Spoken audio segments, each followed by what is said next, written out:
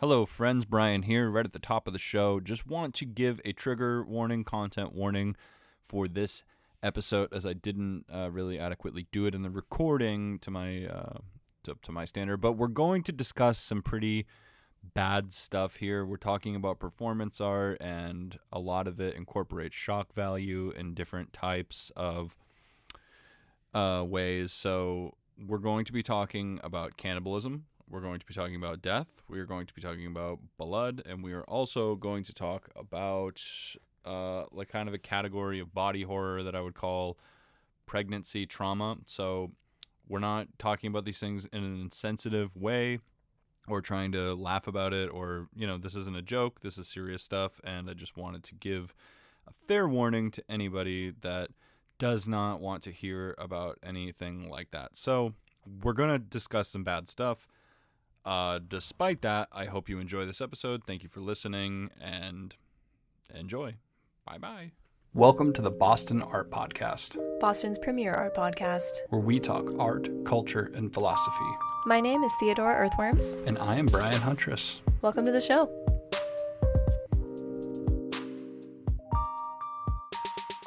Yeah, I think this will do it. Oh, ready? And I'll do the moonroof. You have a moonroof? I got a fucking moonroof. Why didn't we use that last time we did scripts under a street light and you didn't have any light?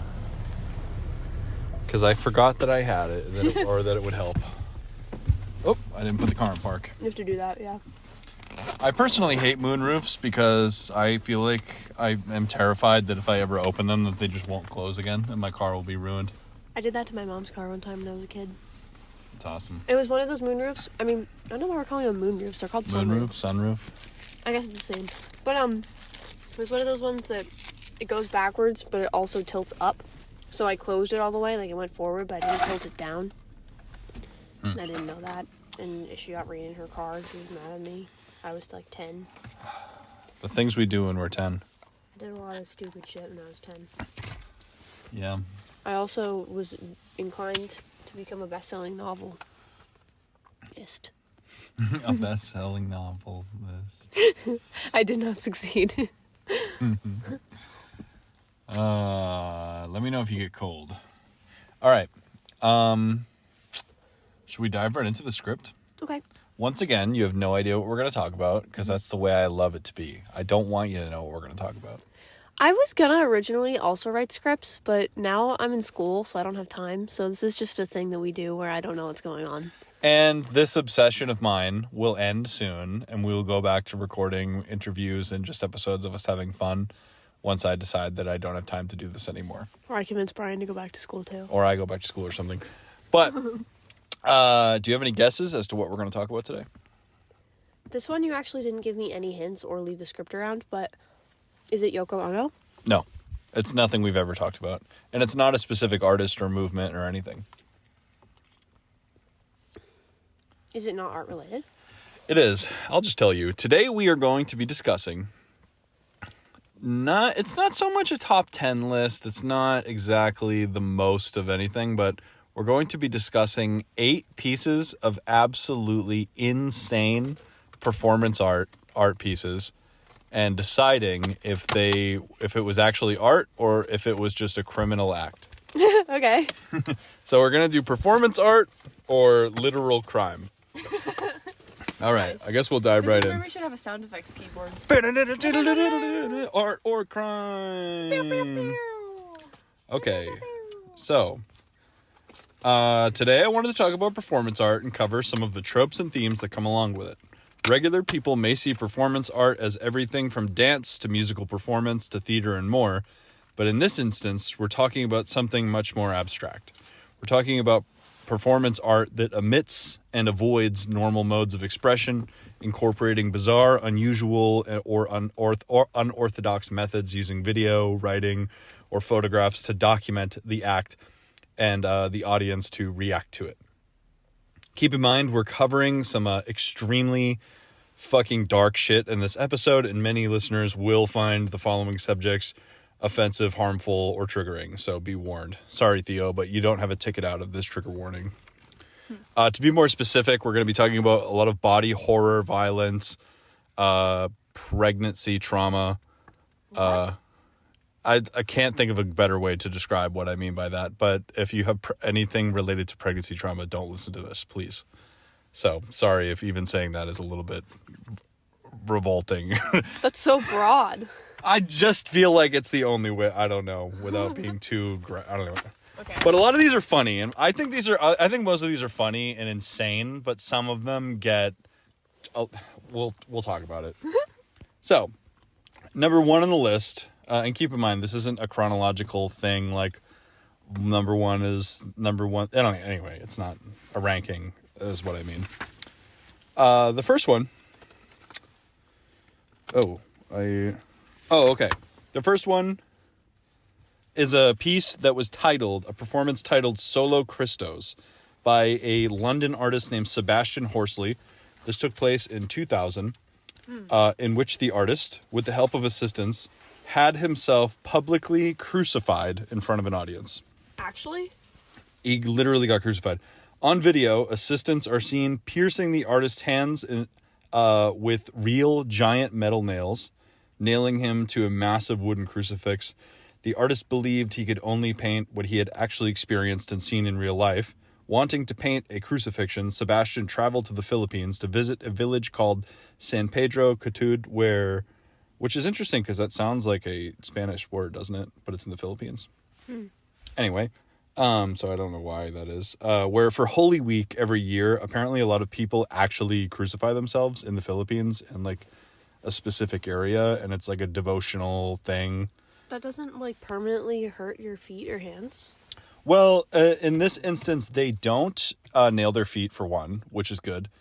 And they have a special process that allows the hands not to be permanently damaged. But this sounds... I got a nail stuck in my hand. Yeah, like when you got a nail stuck in your hand, you were completely uninjured. It was just mostly extreme pain, and that was it. It actually wasn't even painful, but it wasn't in the right direction to be a crucifixion. Right. It was just through my finger meat. Right. Well, in Sebastian's case here, it unfortunately did not go very well. Where was I? So one thing to point out, too, about the crucifying themselves in the Philippines, apparently it isn't considered a barbaric and fucked up thing to do there. It's something, apparently, it's like a religious custom of the area, so it's like honestly fairly normal, even though it is extremely shocking and fucked up in reality. But what happened to Sebastian, British painter and psychopath, the experience went horribly wrong. After nailing his hands, after the nailing of the palms to the wood, the crucified are supported by straps on their arms to minimize the damage to their flesh. And the feet are allowed a wooden support at the base of the cross so that they're just standing on a wood support with their hands nailed and their arms strapped. So they're not hanging on the nails at all. It's kind of like a fake crucifixion, but they still pierce their hands. It seems like it counts. It definitely counts, but in Sebastian's case, he passed out from the weight, from the pain, and the weight of his body fucking took out the foot support for some reason, and the straps on his wrists ripped, and he toppled to the ground from the top of the cross with the nails staying on the cross and his hands just coming off, and he just splatted on the ground, and the entire crowd ran away screaming in horror. And the whole thing's on video, and a bunch of people like caught him and like tried to help him and save him, and he was completely unconscious and just some idiot that crucified himself. Wow. Yeah, and the funny, horrible part about this is that apparently, so he remarked on the act saying that it was an act of God, even though he did not believe in God. Sadly, this piece received little acclaim and did not get any real publicity except for a few tabloid articles writing one headline in Britain that read, "Art Freak Crucifies Himself." Wait, so did he have permanent damage to his hands? I doubt it. Couldn't find anything online that was saying that he didn't receive any kind of disability but I think he got pretty fucked up because they literally nailed his fucking hands with like a carpenter's hammer and like a 6-inch nail. Like it was like real. And it's all on video. Wow. Is the video still accessible? Yeah, I watched it. Ugh. It's like the The thing is that really freaked me out about this was imagining his feet being nailed and being like that could potentially disable you. Yeah. But they don't do that, thankfully. Your hands, too. There's a lot of nerves in your hands. That's true, but I think Especially if he's a painter. Think about all the muscles and, like... Yeah. I don't know. Is he still a painter afterwards? Yep, he went on... paint the crucifixion? That I don't know, but apparently he's like a legendary, very well-known, like, 90s England artist. How old was he when this happened? I believe he was in his early 40s. Wow. Or 30s, I don't know. He was a relatively young guy. I mean, I kind of don't think that the crucifixion being botched makes it any more or less an art piece. Yeah.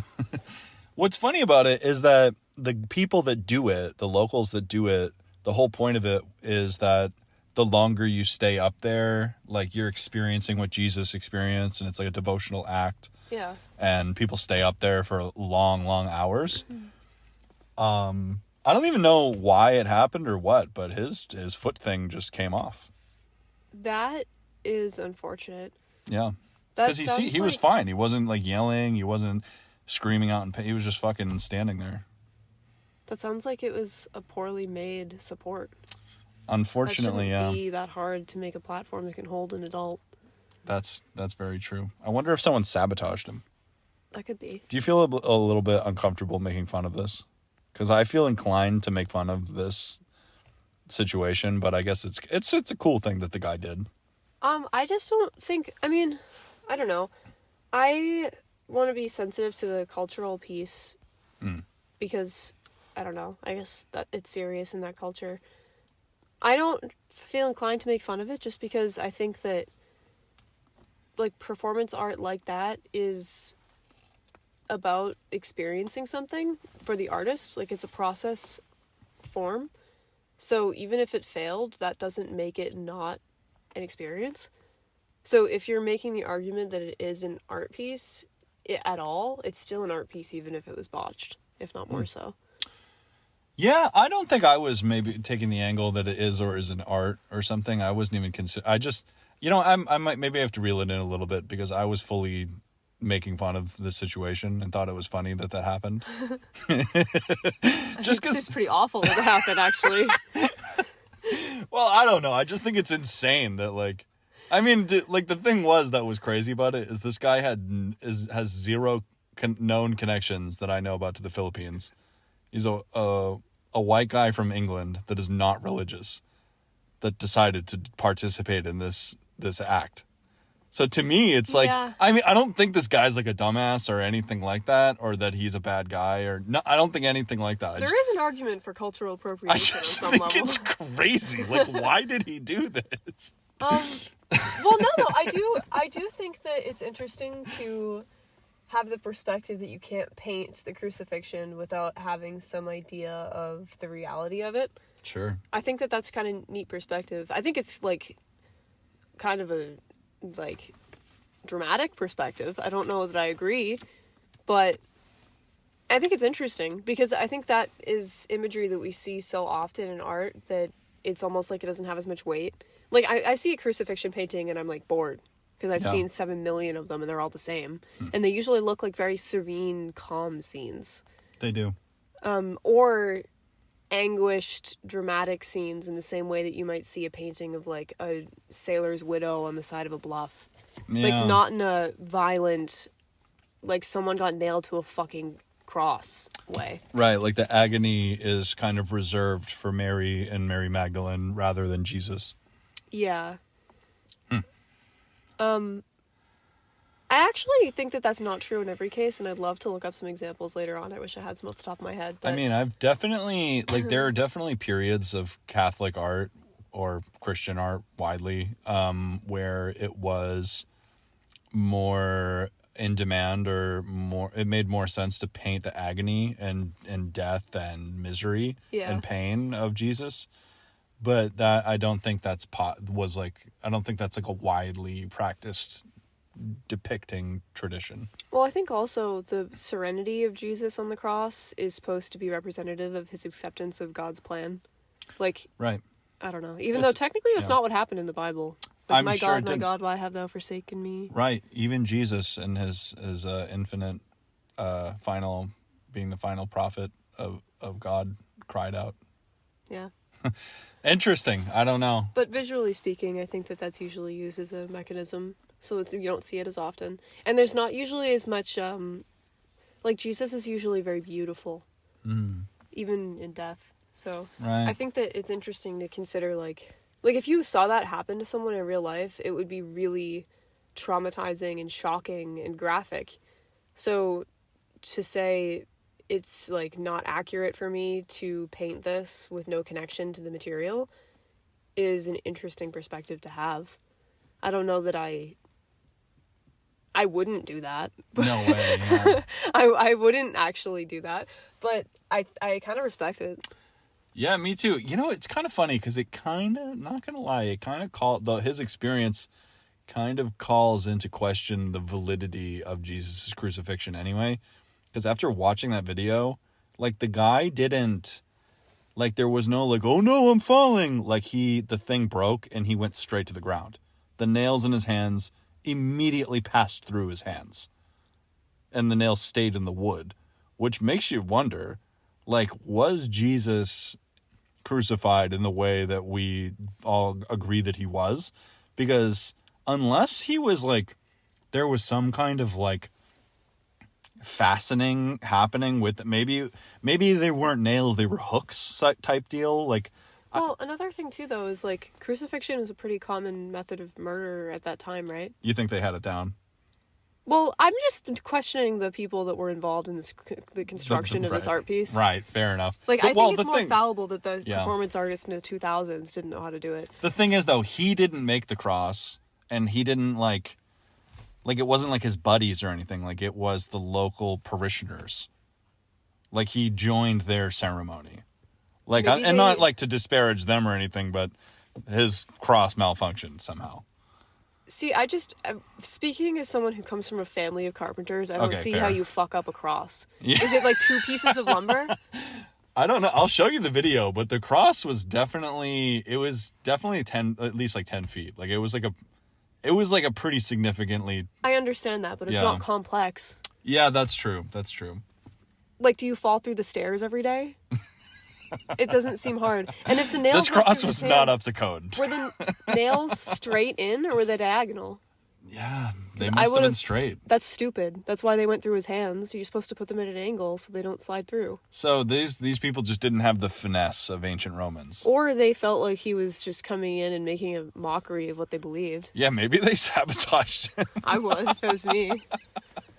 Who is this asshole? Yeah, but as absurd as this piece is, I don't know if this man is still practicing or if he's passed. I don't know much.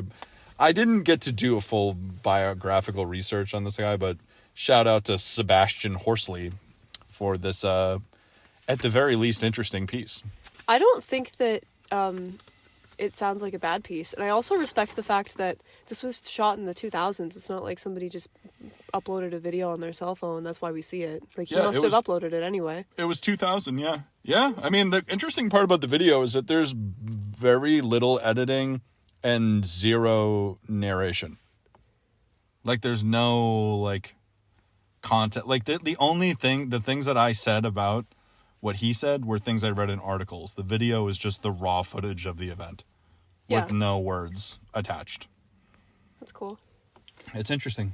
I guess I would consider this one art, but I would say that it's unfortunate and maybe there should have been better carpenters involved. Right. Yeah. Fair enough. So, this was an art piece. What do you rate it, you think, out of 10? Should we rate them all? Would that be funny? That'd be kind of funny. I'd give this one a solid 7. A 7? Well, okay. Well, what's our metric? That's kind of hard. 10 is like, this blew my mind and this was the best thing in the world. I would pay money to see this. I'm so glad this person did this. And 1 is like banana taped to the wall. Like, it's art. Sure, it's art, but it was, like, kind of dumb. But, hold on. Here's the thing. You think the banana to the wall is cool? Okay, I wasn't actually criticizing the banana to the wall. That's not what I'm saying. Oh, okay. I don't think the banana taped to the wall is cool. Oh, well, some people do. I wasn't going to... I think it's a little cool. Maybe, I don't know. I don't know anything about it. What were you going to say? Sorry. I was going to say that I would pay money to see this as a different metric than was this successful or convincing. Right. I would pay money to see some funny things. I would weren't not cool. want to be in the room for that. The crucifixion? Yeah, no. That would be like a 2 if that's the scale. But just because I don't think that would be fun to watch. I think it would be scary. Well, but I do think that it is interesting, and I think that there's something to be... I don't know if there's something to be learned from it, but I feel like there's a nugget of real theory in the idea of, like, experiencing something... Like, drawing on personal experience to make a work, and gaining personal experience before making a body of work about something you haven't experienced. Yeah, it's a bit of method acting, even. Or research. Intensive research. Yeah. Both, I guess. So I think that's kind of interesting to take that to an extreme level. All right. Well, speaking of things that you would never want to be in the room for. Oh. What's wrong? So what are our ratings? Oh, our ratings. I see. I'm confident in, like, if number 1 is like a valid piece of art that just wasn't very interesting and it was dumb, like, take it or leave it, like, that was stupid, is 1. Like, 1 isn't, like, egregiously bad. 1 is, like, just mediocre. Like, that was stupid. That'd be 5. Maybe 1 would be egregiously bad, because what if there is one that's really bad on your list? How about this? I really like the idea of rating things on a scale of -10 to 10. Okay, yeah, I remember this conversation. Yeah, so on that scale, I would call this a 5. And it's a scale of like, theoretical success. Like, I'm convinced by this piece. Okay, yeah, all right, good. Yeah, so, yeah, I'm totally convinced of the theory of this. I just think it's funny. I just think it's a wacky thing, this guy. Like, it sounds like a Curb Your Enthusiasm episode. You know what I mean? It kind of does. Like, it's just this guy just did kind of a wacky, zany thing. I would call it I guess a 5 is good. I like the idea. Execution, not that great. But I appreciate that it still was put out there. Yeah. It feels like you still learned something from it. Not to harp on this too long, too, but I'm pretty sure he was on the cross for, like, less than 5 minutes. Like, they nailed him, stood it up, he was up there for a minute, and then fell. Was he unconscious when he fell? Yes. That's awful. Yeah, he was he passed out before they stood up the cross. Why'd they still stand it up if he was passed out? Because this is a group of people that crucify themselves. Yeah. For devotional reasons. Huh. So, I don't know. And also, I mean, for all I know, this is like a sect of, like, murder. Like, this is like the Westboro Baptist Church of the Philippines. Like, I'm also not disparaging or endorsing this church. I don't know anything about this. You know what I mean? Like, who the fuck knows what these people were doing, if it was good or bad, but okay, it's a thing they were doing. Anyway, this next one, when I say trigger warning, just, like, shut off the episode now if you don't like, anyway. Okay, but this next piece took place also in the year 2000, same year as the crucifix guy. Okay. And is considerably, significantly worse than the previous act. It is by a Chinese artist named Zhu Yu. Spelled Zhuyu. I heard that spoken, so I'm pretty sure that it's an accurate pronunciation. In some kind of political statement, Zhu, a young man at the time of his late 20s or early 30s, made a series of photos of himself butchering and cooking and then eating a deceased 6-month-old fetus. Wait, like a 6-month-old fetus? A Wait, fetus. Someone who had been at 6 months of pregnancy? Yes. And this artist acquired it somehow and dressed it and cooked it and ate it and documented it. What was the thesis? We'll get into that. You may be asking... Oh, right. I was going to say, you may be asking, what is a 6-month-old fetus? Isn't that just a baby? This man did not eat a child, per se, but it was a fetus that had died. 6 months is pretty far along. Yeah. Oh, yeah. So you could even argue that this is literally this is 100% cannibalism, and this baby was preserved like in formaldehyde or something in like a lab. Like, it was preserved as a specimen, and he acquired it somehow. I don't know how, or if that's like allowed in China, like if they have maybe, because in America, like, a lot of people are like, oh, I got my leg amputated, I want to take the bone home. Yeah. and they won't let you. Like, there's a lot of, like, restrictions on, like, biohazard specimens and stuff, and they don't want you to do that. And But the artist was a man? this was a guy, yeah. So it probably wasn't... It wasn't his, assumedly. But we'll read a little more about it. Apparently, this case... Oh, right. Zhu said of the experience that he vomited twice while eating the fetus, but pushed through for the art. Unfortunately, this disgusting act did not just hurt Zhu Yu's personal reputation. These pictures have also been widely distributed on the internet by racist American conspiracy theorists. Oh, man. Yeah, as evidence of the genocidal slaying of children and cannibalism by Chinese people, which is awful. which is across the board not 100% not true. What was his reasoning for doing that art piece? I think I wrote it down. I'll get to it. But yeah, so a lot of people, these also, even though they're so old, even came up in a lot of like COVID-19 conspiracy theory crazy shit. Oh my god. Yeah, it was used and widely distributed by nefarious actors of misinformation and propaganda across the world. So this guy became pretty famous for this absolutely fucked up. It's essentially it essentially became a weapon of Chinese blood libel. Mm-hmm. You know what I mean? Which is pretty fucking disturbing. As far as I've read, Zhu Yu did not get in any trouble for this, and after receiving massive backlash, said that the pictures were fake, though many believe he is lying. Apparently, he wasn't really sorry because 2 years later, he made another video where he paid a sex worker to get pregnant with his child for her to abort it so he could feed it to a dog. Wow. So, I believe this is just gross and reprehensible and fucked up. Aside from these disturbing works, he is a painter and a conceptual artist.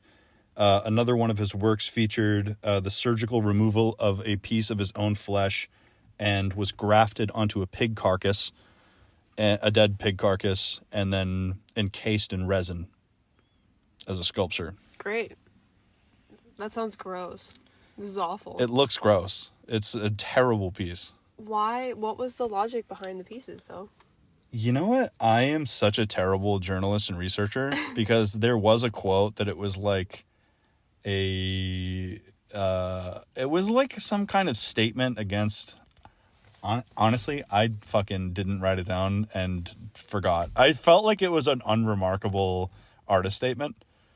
And I just didn't like it. Like, it was like one sentence. And I watched an interview with this man by famed and well-respected art journalist Waldemar Januszczak, I think his name is.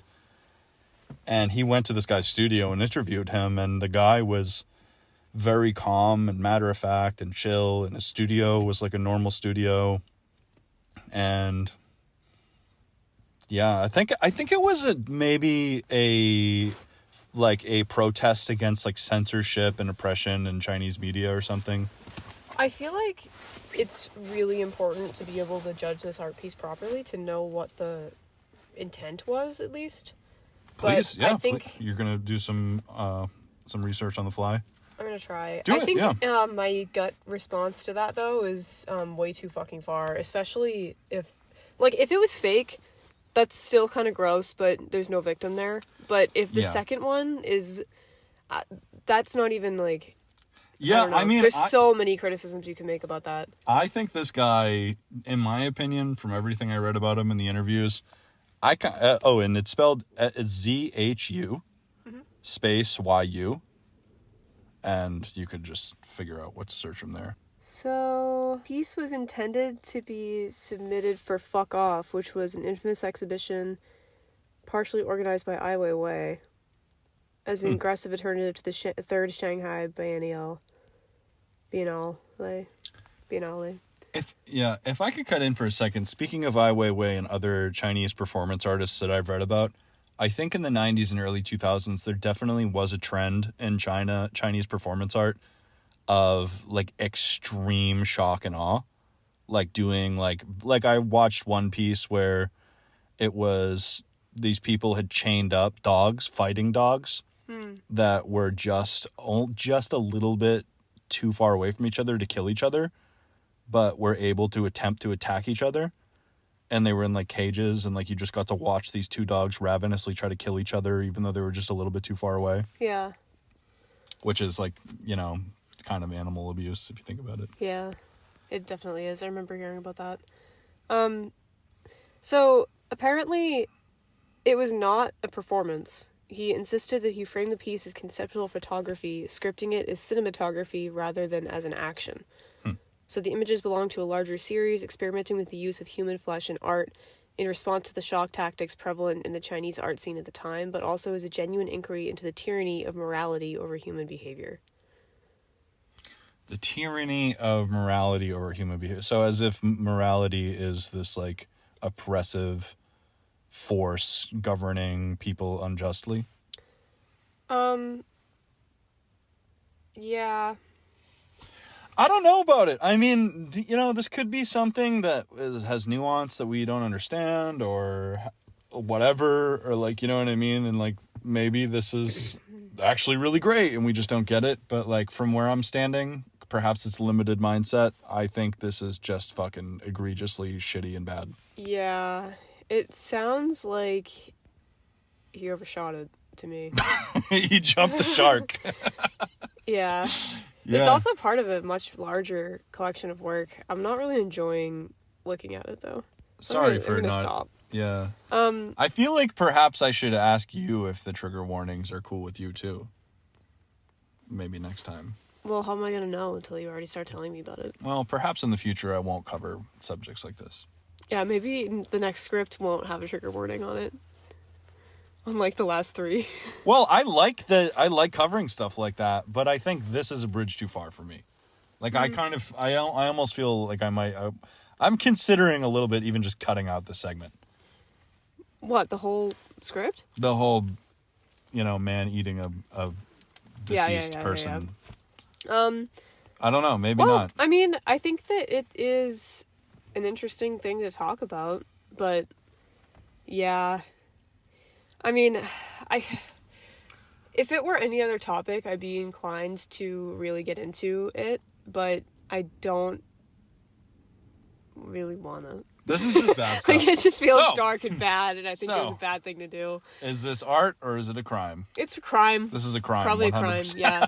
For the record, by the way, it was pulled from the Fuck Off exhibition. Like, it was not shown. Oh, they just said, fuck you, idiot. You know what's crazy? In the studio tour interview that Valdemar did with this man, literally on like the main wall of this guy's studio were the photos of that. Just in his studio, like enshrined there on his wall. I mean, it makes sense. Every artist studio has leftovers from old projects. And, I mean, it wasn't like he didn't expect to receive a backlash for that work. That's you true. You can't release something like that and not think you're going to get a backlash, so he must have enjoyed the attention. Yeah, man. Yeah, this dude's fucking a gnarly motherfucker. Perhaps not in a good way. I think that there's also a layer of, like, it seems like the series and a lot of his work was directed at the ideas of morality within, like, Chinese art and media. So I think that it might also be, to give him some credit, maybe a cultural misunderstanding, because maybe it doesn't apply as much to us. That's something I've seen in a lot of other performance art and international performance art. Like, for example, there's a lot of Russian performance art that is based in shock and nudity and violence against censorship.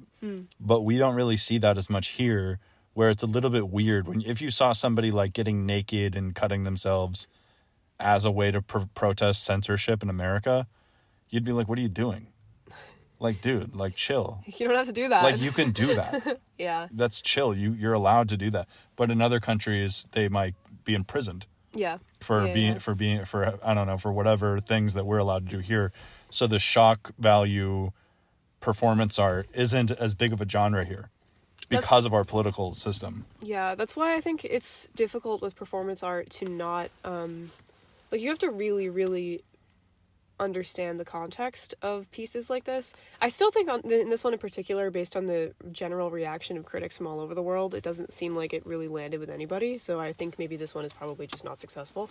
Right. But I do think that performance art is different from other mediums in the sense that it does utilize shock value sometimes in a way that is completely valid and intellectual within the context of the culture or the subculture that it is referencing. And if you're not part of that culture or subculture, you're going to enter into that space or look at that work and examine it with your own frame of reference in the same way that you would a video with no context that popped up on your timeline. Like, you're not really in on the joke every single time. Yeah. You know? So, and sometimes we see that and it's like the piece just doesn't work effectively, like it looks kind of stupid or it seems cringy to you, and other times it's something that looks shocking and offensive and maybe it was supposed to, but there's a reason to justify it that you aren't aware of. So I think that that's something to be aware of when you're looking at art from other countries and other cultures. But I don't know about this one. Yeah, this guy might just be a total douche. I think that the first one is still really shocking and bad. But if there's an argument that it might be fake, then maybe it's fine. Like, yeah. I think the concept itself being shocking is fine as long as there's no real victim. But right. It sounds like there might have been. And the second one, absolutely egregious. Horrid and predatory in regards to the sex worker who was involved. Yeah. There's a really big argument to say that maybe she wouldn't have consented to that if he wasn't paying her.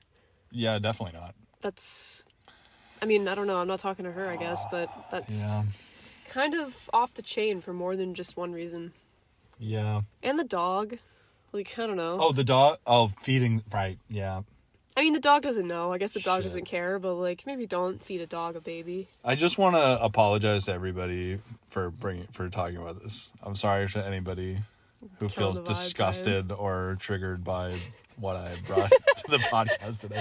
And for the record, I do not think this is funny. I thought the crucifix guy was funny, but this guy with I don't think this shit is funny at all. So you don't have I'm to very make a public sorry. Apology I feel kind of bad. All right, let's just move on. All right, should we rate this one first though? -10. -10. I think I'm going to give it a 0 out of the -10 to 10. Just a pure neutral? Well, not neutral, but I think maybe I'll give it a -5. Because I think it's horrible and this guy's probably a terrible person. Yeah. But I think there's a little bit, I'm like, you did something. I don't know. Like, maybe there's something there, like, just to account for that little bit of, like, maybe something. I don't know. Fuck it. -10. Fuck this guy. All right, next. This next one is not nearly as bad, but I'm going to say this is potentially... Anyway, whatever. This one's pretty fucking weird, too. Okay. But no cannibalism. We're going back to 1972 for another disturbing and potentially criminal performance by a New York artist named Vito Acinici. I don't fucking know. Do you know how to pronounce that name? Italian name? It might be Acinici. Anyway, our boy Vito here did a piece lauded by the Met as a seminal work that creates an intimate connection between the artist and audience, even as they remained invisible to each other. So, before I read this, keep in mind, the Met loved this piece, which is pretty weird if you ask me. In this piece, every Wednesday and Saturday, visitors were invited to a New York City Soho gallery called the Sonnabend Gallery. They would walk down a metal or wood ramp into the gallery, into a completely empty room. To their disgust, as they entered the room, they would hear Vito, the artist himself, screaming into a microphone, hidden under the ramp, completely naked, and masturbating. And screaming sexual crazy stuff at them through the microphone while he masturbated. And... What? Yeah, and attendees described his voice and yelling as breathless and graphic and scary. No warnings at all? None. And this guy was just jacking off under like a bridge or something. And that was the whole piece, is that he would be screaming and doing a sexual act on himself. And nobody could see him. He was completely visually invisible or something. Though there is footage of him doing this. Like, they filmed him, but they didn't film the attendees. So you could probably, like, hear it, though? Oh, like yeah, that was the whole point. The whole point was they could hear him. And then he was screaming at them through a microphone. So what was the thesis? Honestly, I fucking didn't write that down either. Brian. I'm a dumbass. I don't know. I fucking didn't think about that.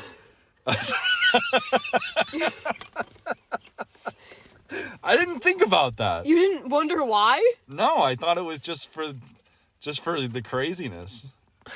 Just for the, I don't know. I mean, it might have been, but... Shit, maybe this is a badly researched script. Hold on. All right. Sorry, everybody. I didn't research why the weird bald man in the 70s was jacking off under a bridge screaming at people. I personally found this one to be kind of stupid. Though it is a legendary, extremely well-respected, lauded... Like, when people are telling you about the most famous weird performance art pieces ever, this is always on the list. So you need to ask why. Fair enough. Do you need his name? I have his name, but what was the piece? I don't know. Just look up, like, bridge. Or like... What did you find? I'm sorry. I'm an idiot.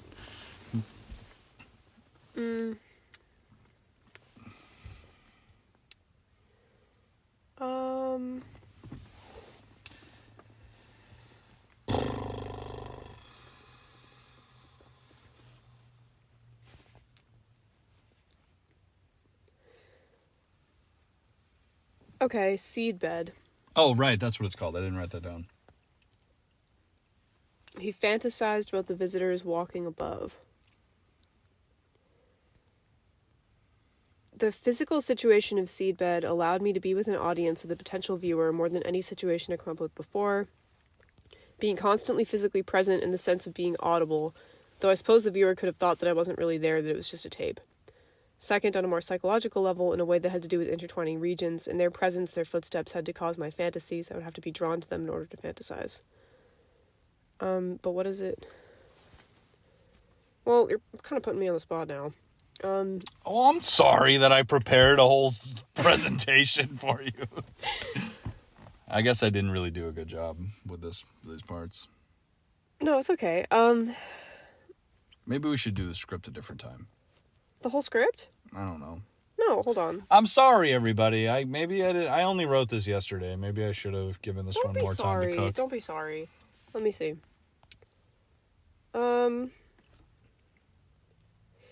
It was intended to create an intimate connection between the artist and the audience, even as they can't see each other. Wait, I kind of said that. An intimate connection between I literally said that at the beginning. That was a quote from the Met. Yeah, I'm on the Mets website right now. Yeah, I mean, I don't know, man. Maybe there isn't more of a description. That's kind of how I felt. That, like, I watched a video of it, I read some stuff about the background of this guy specifically, and it kind of just seemed a little bit like there wasn't really a huge, deep thing. Like, it was just some, like, fucked up, crazy thing. They have quotes on the Wikipedia page that are, like, really graphic. Can I read them? Show me. I don't know. Yeah, so what we're looking at is just absolutely graphic and disrespectful dirty talk. Like highly vulgar, extremely descriptive sex talk. He was screaming at them. Yeah. So the type of thing that you might say while having extremely rough, crazy sex is what he was saying. Marina Abramovic performed Seedbed as part of her 7 Easy Pieces in 2005. 7 easy pieces? She performed 7 pieces by other artists. That's pretty cool, man. I really like the idea that a performance art piece is like a song, in a sense, that can be done again. Yeah. I mean, I think that this is very 70s. Yeah. I think that this is really not trauma-informed. My episode? No, the what he did? I mean, your episode too, kind of. I mean, no performance art. Like, this whole list is filled with just gnarly, insane things, in my opinion. Like, this is just Like, most of these people, these are very, very famous performance art pieces that are just a little fucking wacky, in my opinion. Should we move on from Vito, New York, Italian seedbed? I guess so. You didn't want to say anything else about it? Art or crime? Art. Art? Yeah. I might say both on this one. Maybe art. Actually, no. Maybe there was no crime because it was really just audio. Well, he was there. I think that the fault actually lies on behalf of the Met. Yeah, that's another thing, too, is that a lot of these things that we're talking about were directly facilitated by a gallery or I also something. think that it's very 70s of them, too, though. Because you have to think about the context of that. It's like a period of like sexual liberation and what they're... I don't think that it was as common to... Like, if you saw something like that in a gallery now, there would be signage outside of the gallery. People would be well aware that there was sexual content. It would not be a surprise. But I think that it wasn't something that people thought about as much then, which is bad, and I think makes the piece feel really, like, not great. But if you had the opportunity to enter that space knowingly and consentingly, assuming that that was the context, maybe it's a little bit different. Because the idea is that you're sharing an intimate experience with the artist in a way that would not happen in any other way, without actually physically seeing them or touching them. Like, it kind of reminds me of, like, being in an enclosed train car with, like, a random guy on the subway and having this kind of interaction. Like, it's that kind of, like... The hostility comes from the lack of consent to the situation, and it feels like it would generate a lot of fear, and, like, that's what feels uncool about it. But if that weren't the case, maybe the concept would be very different. Because you have to think, once it's been performed once, if another artist takes this piece and does it, when you hear that someone's performing Seedbed, you know what it is. That's a completely different piece, right? There's something to play with in the idea. But I think that the presentation of it by the museum was problematic. Yeah. Which is the artist's fault as well, but also typical of the time. It is typical. It seems that Vito was a man of his time, for sure. And also, the Met, like, it's so funny, like, what we learned, I felt like, from the Andy Warhol episode with Henry Geldzaler, who was, like, one of the main curators that co-signed Andy Warhol throughout his whole career. That guy was doing drugs and partying and doing crazy shit right along with them, and he was the representative of the Met. Yeah. That gave his rubber stamp on the whole thing. I mean, I guess I don't know how much that guy specifically was doing drugs, but kind of seems like the seal of approval given by some institutions doesn't exactly mean it's good. Because sometimes the person liaisoning the approval, especially during the 60s and 70s, were maybe not really guys that were totally, like, what's the word I'm looking for? Guys that weren't totally on the best path.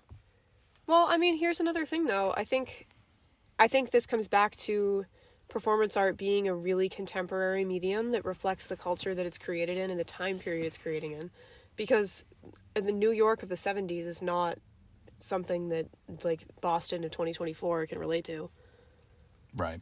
Like, it's reactionary. Performance art is inherently reactionary, or creating a reaction. Yeah. So it's sort of experienced differently by every audience. Like, at the time, to be at those parties, like it was during, like, this, a little bit afterwards, but the psychedelic era, like, particularly Andy Warhol and stuff, like, those things went hand in hand with, like, art and rock and roll and whatever because of what was happening in the U.S. with, like, the 50s and 60s, like, being much more, like, tight-laced and reserved. Like, it was a reaction to what popular culture was like, which we can't relate to now. It's almost like we were talking about with, like, Russian people or international performance art being so obscene and crazy because it was anti-censorship. Mm-hmm. I feel like maybe the America's generation of that stuff was the 60s, 70s, and kind of well into the 90s, really. I mean, this whole idea of, like, public sexuality and violence and crazy stuff and being an absolute wild degenerate freak online, like, that's something that's kind of specific to our generation. What do you mean? Like, the fact that the things, like, I could post my, I don't want to be like too, like, we could post naked pictures of ourselves online all, like, for anybody to see right now. I could post a video of myself on Twitter repeatedly punching myself in the face. Like, I don't know. Like, you could do anything on the internet. But that's something that, like, and there's really not, like, legal consequences, at least. Or barely any societal consequences. I'd, like, definitely lose my job if I did Well, those things. that's, yeah, what the fuck? I don't know. I know what you mean. I'm though. just I know what saying, you mean. like, the guys, the people in the 50s, and like, people literally all the way up into the internet did not have any fucking public outlet to do something off color. Totally. Or crazy. Yeah. Or shocking. Yeah. So, maybe if we didn't have the internet, we'd be doing shit like this guy. Well, that's another thing you have to think about, too. Like, this stuff wasn't... Like, now I feel like people are less likely to be impressed by a performance art piece that's shocking like this because it's not the most shocking thing they've seen today. That's true. Yeah, that's kind of fucked up, isn't it? I mean, how many times today did you see gore on your Facebook? I watched a video essay online today, actually, that was really interesting. It was about the reason that so many of us have stories about being traumatized by seeing fucked up pictures online as kids, and how kids that doesn't happen to anybody anymore because those pictures are so much more accessible. Well, back then you had to, like, really dig to find absolutely wild shit. Yeah. And it was on, like, a weird website called fuckedupcrap.com. Now it's just, like, on TikTok. Yeah. That's actually a great point. So, kind of just a one-off point that some random person on YouTube made. Which then, if you think about, if you're an artist whose intent is to create or elicit feelings or an experience in your viewer that they haven't had before, now you're sort of getting into why that shock value or that... I mean, shock value seems like a cheapening term, but why these things are so out of the box and why when you look at, like, a top 10 list, they look fucking crazy. It's because we're consuming crazy all day, every day, and are desensitized to it. At least in the US, I don't know. It varies greatly, as we were talking about earlier, based on when you are, where you are, who you are. But the pursuit of good performance art is not just in performing, but it's also in a sort of exchange with the viewer and, like, sharing an experience with the viewer. Not always, but a lot of the time. And at least when the artist is physically in the space. So I think that this piece accomplished that. I think that the part that I object to that makes it feel weird from a contemporary perspective, and probably then too, but maybe then it was seen more as kind of like a cool thing, is the fact that the person going into the space didn't probably know. Right, like there was an element of lack of consent. Yeah. Like in a shared sexual experience. And So. I think I feel like it's akin to when you read about old psych studies, and they're so fascinating, but it's, like, completely fucked up that they allowed any of this to happen. Right, they were, like, torturing a monkey or something, or like a human child. Or, like, pretending to electrocute people, and the people are crying, begging to stop. Please stop electrocuting the man. Yeah. And the thing is, I think that we make a lot of room for that stuff in science because we're like, oh, there's a one-to-one thing we learned from that. But a lot of the time there isn't. It was just trying to see what would happen. And I think performance art is really similar. And you have to think those experiments you're thinking of were the same time as this. This is when Stanford prison experiments were happening, or when, like, the monkey and the baby experiments were happening. Like, it was the fucking 70s, dude. Of course they were doing this in art. You know what? You've brought a very valuable perspective to this conversation. I'm, like, presenting these, like, oh, isn't this stupid? And you're, like, making this episode very good. Thanks. So thank you. I think that you're making this episode good. I'm not trying to be harsh with you. I just think that it's really important with performance art to talk about the why, because it's not object-based art. Right. Yeah, you're providing excellent commentary, and we're only through 3 of these, which is crazy. You literally woke me up from a nap and took me to Stop and Shop and told me we were doing a script. And you're going crazy. You're going hard. Coasting on fumes and strawberries right now. Hell yeah. and a couple of clears, I see. Yeah, I had 2. Hell yeah. 1.5. Also, I just want to throw out there, we could potentially split this into 2 pieces. How long have we been recording? We're at 53 minutes. Shit, really? Yeah, so maybe we can do a couple more of these and maybe call it a day and continue this document another time, perhaps. Okay. Do you feel like there are any that you need to do some expansive research on? Not that you know my studies. No, I don't even fucking care. We'll see. Here, do you want to... I'll just go on to the next one. We'll just keep it sequential. This one's pretty fucking... This is actually one... We're taking a break from the fucked up shit. Okay. This one's fucked up, but it's really cool. Next is an LA artist named Ron Athay's terrifying yet beautiful 2011 performance for his 50th birthday celebration. This for his birthday? This is a birthday party this guy threw for himself. Love that. It's a performance titled Resonate Obliterate. And when was his birthday party? It was in 2011, and he was turning month? 50. Oh, I don't know this man's month, so we unfortunately don't have his zodiac. What's his name? Ron Athay. Athey. We're just going to find his birthday real quick. Ron Athey. He's fairly obscure. I don't know. December 16th. A Sagittarius. Or a Scorpio? That might be cusp. Sagittarius. It sounds like it's going to be a Sagittarius thing to do. It's a bit of a Sagittarius thing to do. So Ron, a queer artist, known for his wild performance, and apparently he's well known in his community to mentor lots of artists and cultivate art community. Like he's like I love that. He's a scene guy. He's like shitloads of tattoos. Anyway,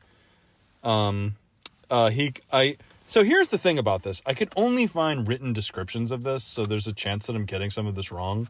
But this is an article that I read about this piece. Ron climbed inside of a glass box in front of an audience.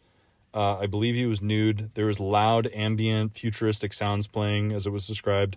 He donned a long blonde wig that was attached to his head using sharp needles. Ooh. So that there was some blood involved coming from his head. Gross.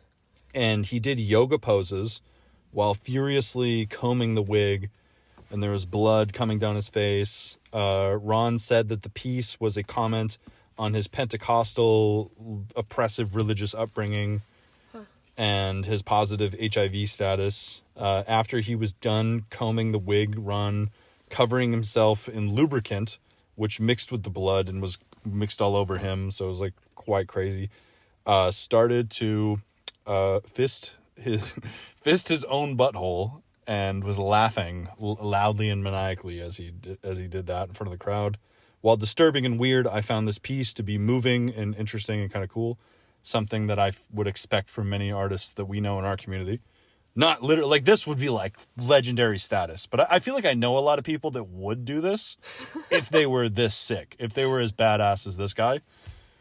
But yeah, while fucking crazy, I found this one to be definitely cooler than the ones that we previously read about.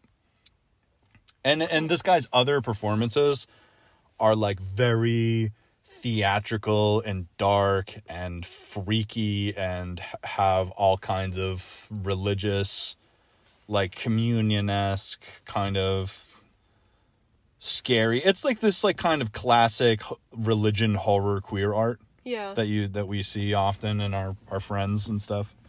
It's cool. But yeah, so that's what Ron did at his 50th birthday. Imagine being at that 50th birthday party. You like brought like a card with like a Dunks gift card in it that says like, "Hey, happy birthday, Ron." That's the other thing. It's in front of like his friends and family. I think though that this wasn't like Vito Akinichi or whatever that guy's name is. I don't think this was like, I'm assuming based on what I researched about this guy, his reputation and his performances, I think everybody there knew that something like this was going to happen. Yeah. Like this is what this guy does, and that's pretty cool. I don't think there was anyone there that was not consenting. Right. Yeah. Like it was definitely you know what I mean? That makes it better. I think that's a better flavor. Yeah, so perhaps, yeah. I think that sounds fucking insane, and it would be I would definitely go to the birthday party if I was invited. Yeah. But I would never, ever, ever in a million years do that art piece on myself. Oh, me neither. But definitely not. I respect it, I guess. 100%. I think it's crazy. Yeah.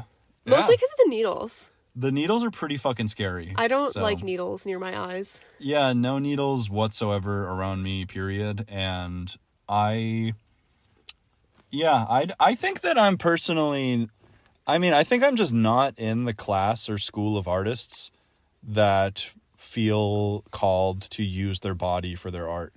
Yeah. Like I just have never, I love people to do that and I think it's awesome, but I just have not been called to do that by my, by my soul has never compelled me to do that. So, And I see that these people that are very much called to do that by whatever is out there in the sky, pulling our puppet strings. But I wouldn't be called to do any of the performance pieces we've discussed so far. Yeah, definitely. Me neither, actually. Really, I think... Performance art takes a special kind of grit. I think that I would potentially consider being a performance artist in some contexts, but I think as definitely nothing on this list I would want to be involved with. Some of them I wouldn't even want to witness. Well, the only one that I would be willing to witness is this one so far. Yeah, okay. So I think the worst ones definitely warranted more discussion, but I think the fact that we know why this one happened and we liked it. I just have another question. Oh, go ahead. Sorry. Were you going to say more? No.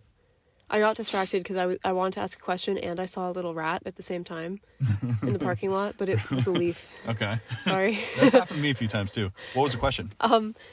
Did he, after it was over, did he, take a shower or did he spend the rest of the party covered in bloody lube? I'm gonna just assume that Ron, from the interviews I watched with him, he seems like a clean, normal person. So I'm assuming he washed off. Maybe he didn't, but I'm guessing he did, because he was a very clean, put-together person. So he just left his party for a bit and, cleaned everything up and then went back and was like, hi, everybody. Hello. I'm back. That's, the part that I think is the bravest of the whole performance piece, is the return. Yeah, because what if you weren't so sure how people react and it was a disaster? Yeah. And, your grandma was there and you didn't know she was going to be there, but she showed up unannounced. And... Well, it was his 50th birthday. I feel like he's probably in the safe zone for his grandma not being there. That's true. Rest in peace to all the grandmas out there. Maybe it was about her. It sounds like it had some deep roots. That's true. But I think...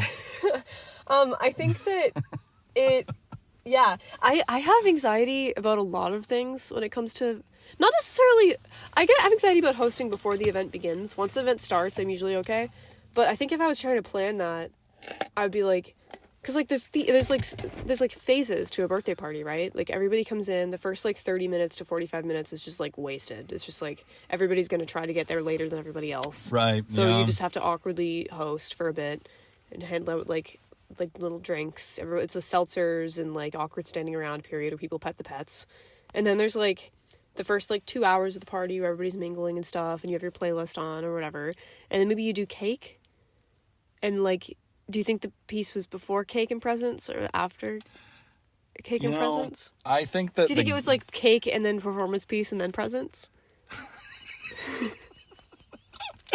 Or maybe he wasn't one of those people that people watch him open his presents. They just left him in a little pile. And you know what it probably was? It was probably they handed out cake private. and everyone ate cake while watching the performance. Yeah. Or maybe he was jumped out of a cake. Those people who... I thought he was in a glass box. Yeah, he was. In top of the cake. Maybe the cake was underneath the box. Yeah, the cake just rose out of a hole in front of the bloody box. Yeah. And everyone... Maybe everybody had to give him his presents during it. They just brought him up to his feet one by one. I don't know. There really should be a video. Yeah, unfortunately, I dug pretty deep. I could find many videos of other performances by this guy, but I couldn't find this one. So what's the why? What's the why? Mm-hmm. What are you asking me? What's the why? What's the why? Why this piece? Why at his birthday party? Oh, why did he do this? Yeah. I told you. It was... Oh, why did he do it at his birthday party? I don't know. It could have just... I'm assuming as a artist who's promoted public projects many times in the past... Just an audience? I have often found that for a working artist, a birthday can be an advantage. That's true. You can capitalize on your birthday a little bit if you're maybe trying to do something. So maybe he just was... That kind of makes it way sicker, too. Seeing this in a gallery would give it a little bit of, a douchey kind of undertone, I feel like. Right, That's another reason I didn't really like the Vito Akinichi one, because it was in a gallery. Right. Yeah. House shows have a little bit more credence for me. And also, just to specify, I don't actually know where this piece took place. I don't know. I'm assuming it was in a private place, not a gallery. And also, this was 2011, so this isn't really that... I feel like 2011 wasn't really an era of like, oh, it's a performance artist. Let's give him $10,000 to do some fucked up shit. I'm picturing it being like an apartment. Me too. I was picturing that too. But yeah, one thing to consider too. I'm really glad that we like this guy's piece and think that this is a cool story and a cool artist because I didn't at first. I'm not gonna lie. Yeah. When you first described it, I was sitting with it and I was like, Scary. I didn't really like it, and then the mental image I was having kind of was like wizardly. Like I was kind of picturing like a maniacal wizard, and I was like, yeah. Actually, I kind of like that. I don't know why, but maybe I'm just completely biased because he's a queer artist that reminds me of people that we know. Maybe it's total bias. And we're just being generous to him just on that credit. Yeah. Anyway, whatever. Well, that's where the cultural piece comes in, though. What's cool about this guy too is that I'm pretty sure he's like relatively young, like he's in his like he's not an old person, and he's currently operating in LA right now. That's cool. Nice. So he's out there. So if anybody that knows Ron Fay listens to this, tell him that we like his birthday party performance, even though we've never seen it. We just only heard textual descriptions of it. So art or crime? I would say obviously not a crime. And I'd give this one... I give it like a positive 8. Yeah, I'm same. Yeah, there was no video or photos that I could find, so that kind of makes me feel like I don't know what to make of it. But the videos that I did see of his other stuff were like very theatrical and very like with like really significant costumes and lighting. That's cool. So I think this guy's definitely legit. I like the added effect you mentioned, like lights and music. That's pretty sick. That's true. I like the wig. The music was described as futuristic sounds. I kind of editorialized by saying that it was ambient music. I'm assuming that's what... It wasn't like pew, pew, pew. It could have been that, yeah. I did take off a point for needles because I personally don't like needles, but I think that it was the point that you're not supposed to like it. It sounded like it was an expression of something not positive. Yeah, I'm not super huge on body fluid stuff, but maybe that's the point. It sounds like it is. Yeah. So yeah, not a crime. Effective. Definitely aren't high rating. Congratulations, Ron. Successful piece. Okay, so I will say too, this next piece also concerns pregnancy, but it is not cannibalistic and not very dark. It's actually kind of an interesting thing that I'd like to hear your thoughts on as well. Okay, it's like a reverse trigger warning.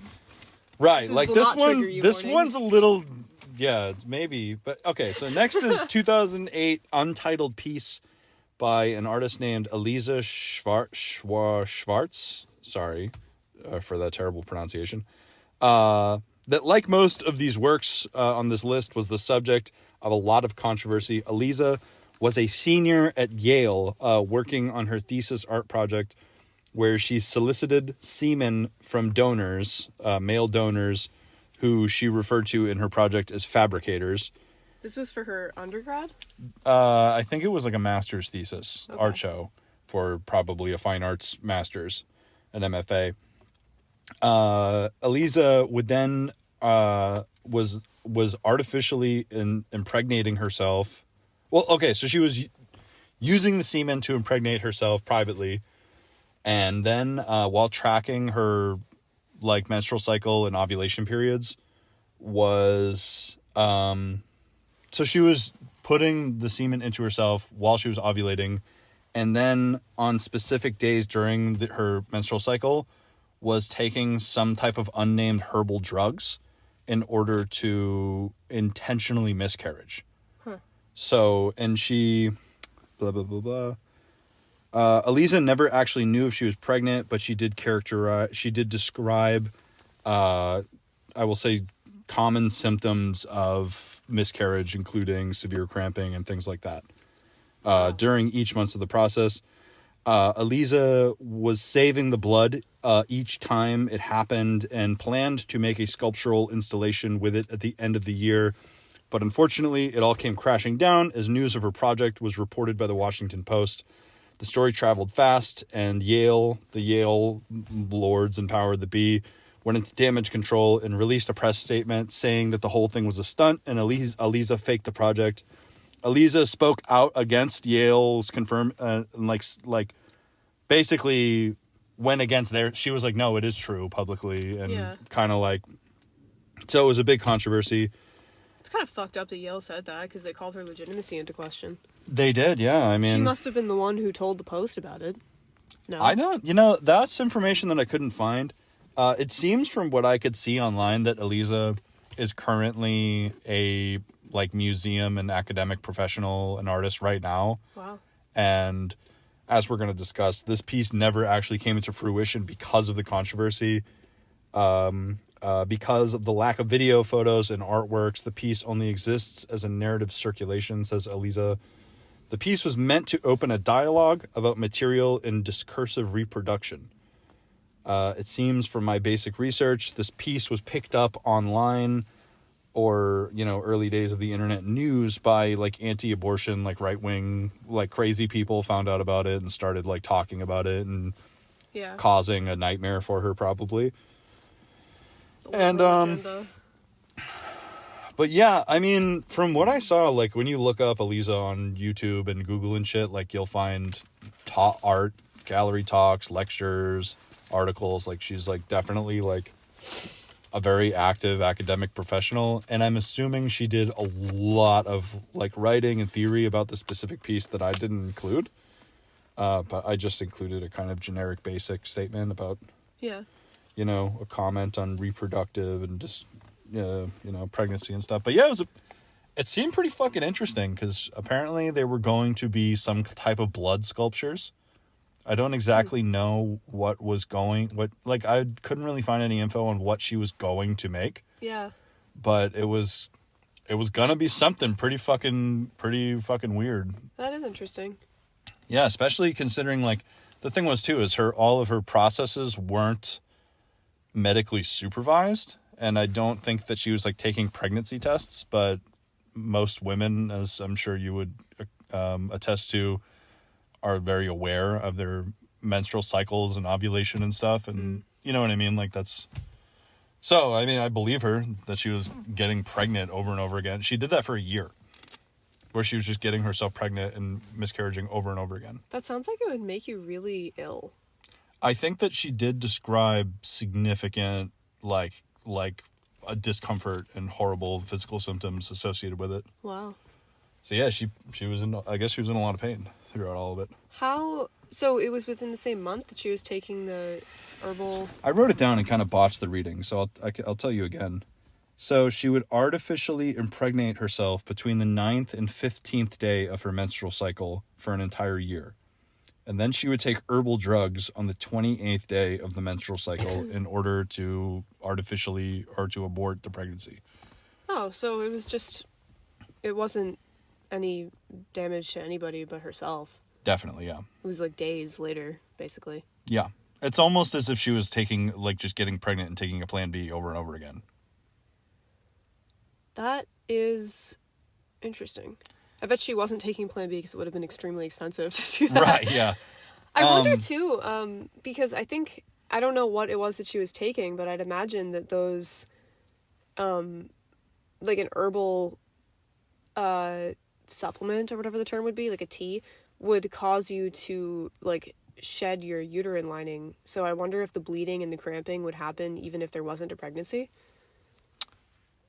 That's an interesting question that I wish I knew the answer to. Maybe it forces your cycle and that's why. Yeah, I would also like to know what those herbal supplements were, because I'm pretty sure there isn't anything like relatively well known to just the people of the world of just, really? There are like just things you can just, like a tea you can drink that does that? I don't think it's nearly as effective as birth control, but right. Yeah, I mean, there have been methods throughout history of, like, before Plan B was invented. Oh, yeah, good point, actually. Yeah, what the fuck am I talking about? There are definitely methods out there, but they're, like, nowhere near... It's not a contemporary method of, like, contraceptive. Yeah. But yeah, as far as this piece by Eliza goes, like, unfortunately, the piece never actually existed. It was just the process of the creation happened, and then it was killed before it really began. Before it was, like, actualized, which is like kind of unfortunate. Fitting conclusion. That's actually a good point. Yeah, good observation. But yeah, so I mean, I think as far as I can tell too, it seems like Eliza isn't like exactly promoting that this happened. Like, it isn't like her flagship project. Yeah. Like, she's done a lot more interesting things since and has like a significant career currently. I think she's probably like in her late 30s right now. Well, no, she would be in like her early 30s actually if she graduated or got her master's. Yeah, so she's probably, so she's not that much older than us, really. When did she graduate? She was working on this thesis. Oh, no, I'm wrong. I was thinking 2011. She was working on her master's thesis in 2008. So, that wouldn't make her that much older. Are you sure it was her master's? I mean, it could, I don't. I'm not sure. It said she was a senior. Are you still a senior if you're in grad school? Senior is senior year of your undergrad, isn't it? You know what? I also, the reason that I'm also saying that I think she's not that much older than us is because I saw a video of her talking from recently, and she was not old. She didn't even have any gray hair. Like, she looked, like, young. So. Well, 2008, college in 2008, regardless, would make her in her 30s, probably? 30s or 40s. I don't know. Sorry for my crappy research. We're a podcast, not an academic resource, people. Yeah, go Google it. For all I know, Google some shit. For all I know, I sourced all of this from fake articles, and all this is fucking baloney, and I'm an idiot. No, you're doing a good job. Sorry, everybody. See, we keep running into we have to figure out the structural issue with the script thing, where you do a ton of work in the front end, and then I like rip you to shreds with questions, and then you feel awful. Well, but you actually did like a whole essay. To be fair, though, to you and to both of us, this is the only one that we've done so far where I had subpar answers to your questions. That's true. It's also not a 30-page essay this time. Like the other ones, I was like, oh, yes, there's a whole other 10 pages about that point. Yeah. But this one, I kind of didn't really try that hard. That's fair. Just because I expected this to be kind of a wacky episode, not exactly a... You know what I think? I'm going to call you out right now. What? I think that you went into this with a bias against performance art. I totally fucking did. Yeah, you did. I do have a bit of a bias against performance art, maybe. I don't know. Maybe not as much anymore, but you were not interested in the why at all on any of these. You're just like, that sucks. I was doing a bit of Here's a list of stupid shit that happened. I was pointing and laughing a little bit. Sorry, everybody. Maybe I'm a bit of a heel in this episode. Well, I mean, that's valid. I don't know. Not everything's for everybody. I think my own school of thought is that anything can be contextualized if the argument is strong enough. I agree with that. But... Absolutely. I don't know. I think that you can justify some ugly-ass art, and I think that some very beautiful, object-oriented art can be extremely boring. Yeah, that's true. That's a good point. I mean, how many beautiful oceanic, like, nautical paintings are out there that are well-executed and cool, but are just fucking stupid and boring?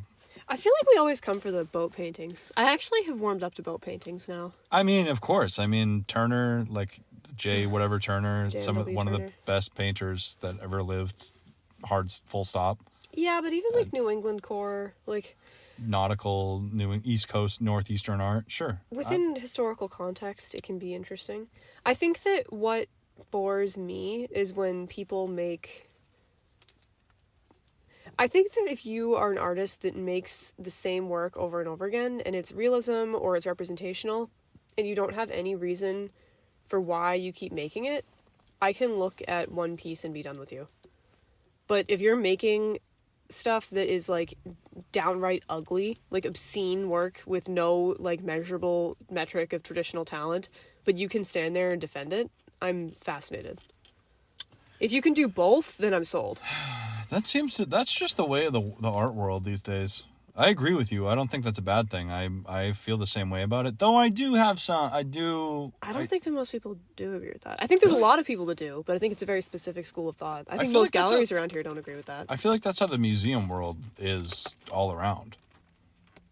Like, the museum world celebrates and leans into a conceptual art approach and applies it to everything.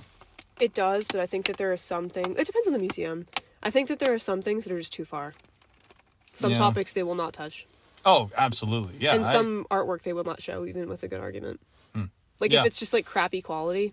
Right. Like, you will not right. see it. I mean, it depends on the museum and the region, but would you see, like, a drawing made with crayons on, like, printer paper in a museum ever? Debatable. You would see that in a lot of, like, small galleries and markets, though. It depends on the space. I'm going to withhold my comments on that. What? I'm just kidding. I'll tell you what I was thinking about later. But anyway, I agree with you. Next up, do you want to go into the next one? Should we rate Eliza's work? Oh, yeah. I think I would give this one also an 8, maybe a 9. Positive 9, but not a full 10 just because there's nothing to consume. It's like, right. It's a story of a piece. Yeah, I'll say but the same I like the thing. narrative. Yeah. We're literally like, you know that Tim Heidecker show on cinema? Yeah. That's literally us right now. Should we start giving it popcorns? Oh, we'll give it 5 bags of popcorn. How about we do the scale, like the validity metric, and we add popcorns for how much we like it?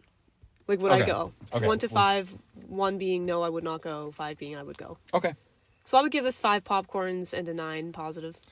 Yeah, like if it existed, I'd check it out. And because it doesn't exist, bummer. But the theory and process, pretty cool. And I also sympathize with anybody who is publicly and pointlessly dragged by crazy people online.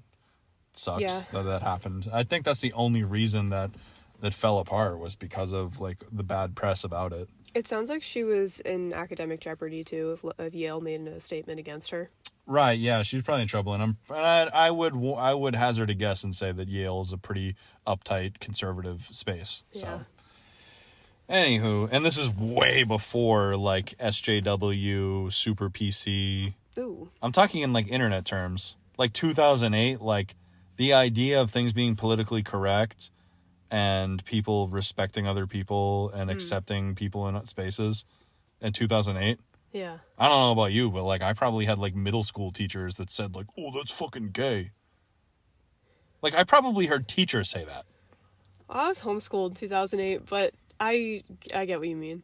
Things weren't accepting. Yeah. I felt like. I mean, compared to, 1950, obviously they were significantly accepting, but compared to right now, It was less accepting than it even had been before the 2000s, I think. We went through a little bit of a bubble of, like, grit and shittiness again. Where Yeah. I think maybe things are a little bit chiller in, like, maybe the 70s and 80s. But not... I think we're always in the best time now and still have lots of room to improve. right, unless we like go through some like type of... Anyway, whatever. All right, let's I guess move I just on. argued against that, but... I was just saying, I feel like I just made myself... I feel like you didn't really get what I meant. No, I did. You used 2 buzzwords that were opposite to your point, so I was confused at first. Well, I was saying, like, I feel like when I said SJW, I'm kind of referring to an era. Like, I know people said, "Oh, fucking stupid SJWs." Like, people, like Reddit or 4chan nerds used to say that. But, like the BuzzFeed days Yeah. is kind of what I meant by that. Like, 2008, like, South Park days. Yeah. At middle school, and that was like a far cry from Tumblr days, in my opinion. Yeah, it's true. I don't know, whatever. This is like a stupid place to get hung up. Anyway, should we keep going, or what do you think? We can keep going. All right. This next one is a very classic piece of performance art that you've definitely heard of. This is like in the college lectures type piece. This one is a pretty famous piece from 1971 by an artist named Chris Burden, who, while studying art in college, started an art collective with his friends called F Space, which was like a industrial warehouse situation. Most of whom were young guys who were returning from Vietnam or didn't get drafted for one reason or another. Yeah. It was like high Vietnam era. Burden, a young man, was adamantly anti-war and anti-violence and wanted to challenge America's desensitization to violence in Vietnam and on the streets and on TV. Like, he was very appalled by just the acceptance of violence in the world and shit. So, He arranged a performance with a very limited guest list of pretty much only friends in his F-space industrial area. Filmed on a Super 8 camera. Chris Burden stood facing his friend from about 10 feet away. He was wearing a white t-shirt. His friend pointed a rifle at him and pulled the trigger. The plan was to have his friend intentionally shoot him and graze his arm on video, just to just intentionally get himself shot by his friend. But the aim was off slightly, so it just straight up shot him in the arm and didn't graze him. So it ended up becoming an emergency immediately, and he was rushed to the hospital and was completely fine. And it was pretty gnarly. It's an iconic video that's like online and shown in many classes and is very well known. Yeah. I think this one's cool just because it kind of reminds me of just mishaps and wackiness that happens with your friends, because he didn't intend to be, it was supposed to be a superficial wound. But also it was a tough time, Vietnam, there was a lot of people dying. It's a good allegorical narrative too. Like, I'm glad he was okay, but that's kind of what Vietnam was like young boys playing with guns, right? Yeah, or just standing there and just getting fucking shot. Yeah. For no reason. Or like people signing up and thinking that maybe they'd be able to get out of there, hopefully, and it just being much worse than that. I think maybe Vietnam is maybe not a great example of that. Maybe we see that more with like the Iraq War and stuff. But what's that? People thinking it won't be so bad, or hoping it won't be so bad, or not really understanding how bad it actually is. Oh, like they'll just be able to go over there and like drive a truck be grazed, to and fro. Yeah. Vietnam was actually a terrible example for that. They all knew that it was bad, I think, then. At least actually no, people were terrified during the beginning of Vietnam while it was happening. Nobody wanted to go there. There's probably a lot of douche conservative old people that were pro-war and stuff, but I think the majority of young people, parents, families, and normal people were like did very much against Vietnam. Yeah. And I think the average age of the soldiers in Vietnam were 19. I think that's fucked up. I think 19 was the average age of a Vietnam soldier. You can fact check that, but I remember learning that in school. Yeah. And then if you imagine, like you said that a lot of these students were either coming back from Vietnam or hadn't been drafted, so they were probably older on average than that. Wait, say that again? You said that a lot of these students that were involved in this art collective had either were on their way back from Vietnam and had already served, or hadn't been drafted at all. Yeah, so I don't know the exact timeline of the war because I'm not super familiar with the Vietnam timeline or the history of it, but the guy who shot the gun had recently returned from Vietnam, who is now a college student and a buddy of the artist Chris Burden. Yeah, so they were older than the average soldier. Right, yeah, they must have been in their early 20s at least, right? Yeah. So they probably went over there and...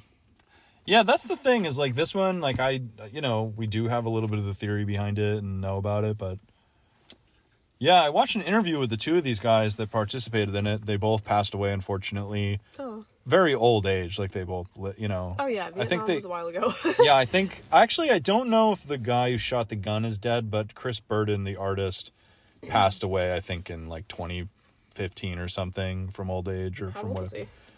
The interview that I saw with him, he looked like a grandpa. I don't know exactly how old he was, but he lived well into his old years. He was 20 in the Vietnam War. I don't know. So he could have been born in like the 50s? Yeah, he was a boomer. I think Vietnam was like the older boomers were the Vietnam soldiers.